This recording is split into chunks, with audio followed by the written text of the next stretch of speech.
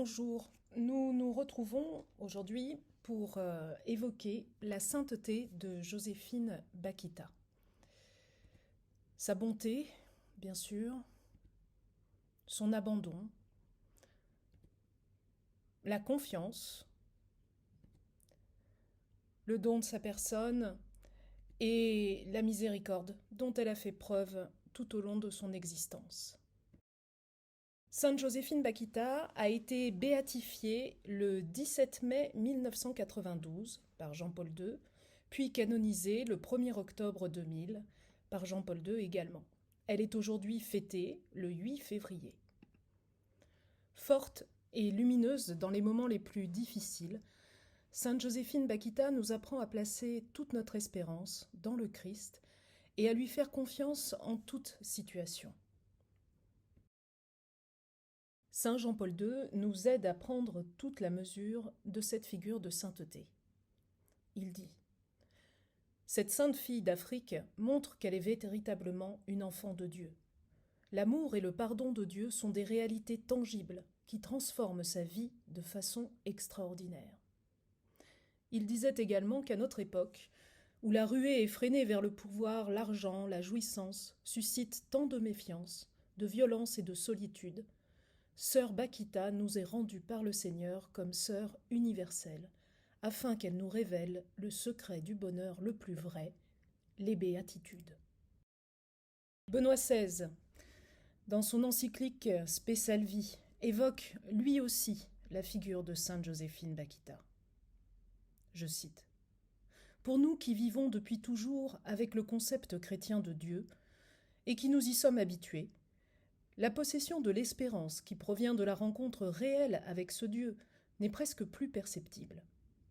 L'exemple d'une sainte de notre temps peut en quelque manière nous aider à comprendre ce que signifie rencontrer ce Dieu pour la première fois et réellement. Je pense à l'Africaine Joséphine Bakhita, canonisée par le pape Jean-Paul II. Avant de connaître le Seigneur, sainte Joséphine Bakhita est déjà habitée par la contemplation et une grande soif de le rencontrer. Je la cite. « Le matin, je regardais le soleil qui naissait et celui du soir quand il se couchait. Je pensais alors que s'il était beau, celui qui l'avait fait devait être plus beau encore. Qui sera donc le patron de ces belles choses ? Et j'éprouvais un grand désir de le voir, de le connaître, de lui rendre hommage. Je ne connaissais pas Dieu, mais je faisais comme ça, parce que je sentais en moi que je devais me comporter de cette manière. » Même au cœur des épreuves, de son enlèvement, des mauvais traitements et de la torture qu'elle endure, sainte Joséphine Bakhita garde l'espérance. Elle dit « Comme esclave, je n'ai jamais désespéré, parce que je sentais en moi une force mystérieuse qui me soutenait. » Sainte Joséphine Bakhita est remplie de gratitude pour l'ensemble de sa vie, y compris les moments les plus difficiles. « Toute ma vie a été un don de Dieu, et les hommes, ses instruments. Merci à eux de m'avoir procuré le don de la foi. Si je passais toute ma vie à genoux, je ne dirais pas assez toute ma gratitude au bon Dieu. Même malade, elle n'a de cesse de remercier le Seigneur. Quand je souffre, je remercie Dieu de tous les biens que j'ai reçus. Je me sens heureuse de pouvoir lui offrir quelque chose pour lui dire ma reconnaissance. » Au soir de sa vie, sa sérénité témoigne d'une confiance totale en celui qu'elle aime appeler le patron. Elle dit « Lorsqu'une personne aime beaucoup une autre, elle désire ardemment l'approcher. Donc, pourquoi craindre tellement la mort ? La mort nous emmène à Dieu. Et encore. Je m'en vais, lentement, pas à pas vers l'éternité. Jésus est mon capitaine, et moi, je suis son assistante. » Joséphine Bakhita est également un modèle d'humilité et de miséricorde. Cuisinière, sacristine, puis portière du couvent de Schio pendant 45 ans, sainte Joséphine Bakhita apprend à connaître les gens et à apprécier, et les gens à apprécier son sourire, sa bonté et sa foi. Elle disait « Le Seigneur m'a aimé beaucoup. Il faut aimer tout le monde. Il faut être indulgent. »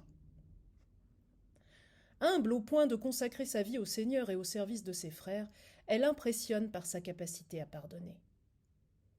On retiendra cette phrase « Si je rencontrais ces négriers qui m'ont enlevé et aussi ceux qui m'ont torturé, je me mettrais à genoux pour leur embrasser les mains. Car si ceci ne fût pas arrivé, je ne serais pas chrétienne et religieuse. » Des miracles sont attribués à Sainte Joséphine Bakhita. Des guérisons inexplicables, rapides, complètes et durables. En 1947, une sœur canossienne italienne guérit d'une tuberculose au genou suite à ses prières adressées à la sainte. Eva de Costa, une brésilienne souffrant de diabète, constate une infection de sa jambe. Ne pouvant recourir à des traitements onéreux, elle risque l'amputation. Elle prie Sainte Joséphine et son ulcère disparaît. Alors que sa vie est un message d'espérance adressé aux esclaves, aux opprimés, aux déracinés et aux migrants, on peut demander l'intercession de Sainte Joséphine Bakhita pour libérer nos frères encore asservis, mais aussi pour nous libérer de nos propres servitudes, la soif de consommation, l'emprise des nouvelles technologies, la rancœur et bien d'autres choses encore. N'hésitons pas à l'invoquer.